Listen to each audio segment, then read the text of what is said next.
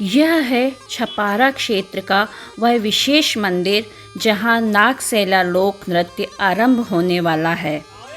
एक ऐसा नृत्य जिसमें मानव नागों का प्रतीक बनकर अकल्पनीय अद्भुत नृत्य करता है।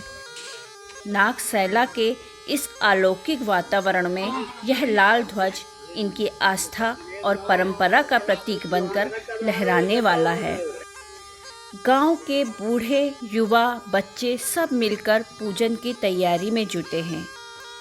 सर्पदंश झाड़ने वालों के लिए यह महत्वपूर्ण दिवस है।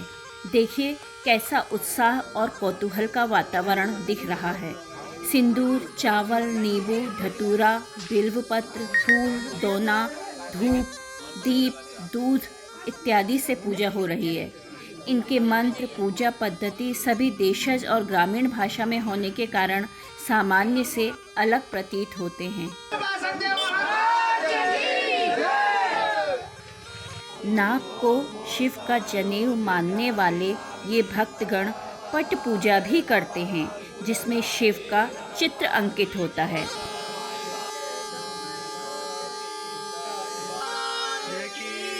पूजन करते हुए कुछ लोग नाग देवता की भांति ही व्यवहार करते हैं और धरती पर रेंगते हुए साक्षात दंडवत करते हैं।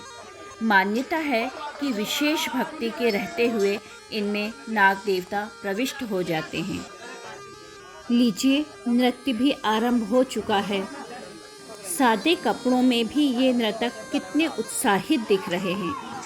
क्योंकि इस क्षेत्र में गले में गमछा डालने का चलन है, अतः सभी प्रतिभागी अपना अपना गमछा कमर में बांधे हुए हैं, जिससे उसके पीछे वाला व्यक्ति उन्हें पकड़कर आगे बढ़ता जाएगा और ये जुड़कर एक पंक्ति बन जाएगी।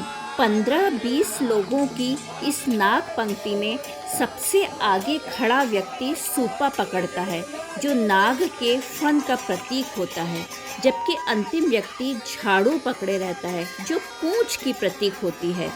इन्हें विशेष ध्यान रखना है कि सूपे के पीछे पीछे चलते हुए किसी भी स्थिति में झाड़ू सूपे से ना टकराए। यह एक प्रकार से फाउल माना जाता है। मान्यता है कि जैसे ही पुजारी मंत्र पढ़कर सूपे पर चावल फेंकता है, सूपे में भार आ जाता है। इसे भरन कहा जाता है। अब डुगडुगी की डुगडुगाहट और ढोलक की थाप पर इन लोगों के पांव और धड़ थिरक रहे हैं। देखते ही देखते यह नाग टोली ऐसे झूमने लगी मानो कोई विशाल नाग यहाँ वहाँ लहराते हुए डोल रहा हो। इस टोली की एक एक मुद्रा नागों जैसी है। लहराते हुए चलना, फिर अचानक धीरे होना और किसी भी दीवार या सामान के पास घुसकर बैठ जाना, खटिए के नीचे से निकलना, फिर किसी आहट के साथ फन उठाकर तेजी से फुफकारते हुए दौड़ना।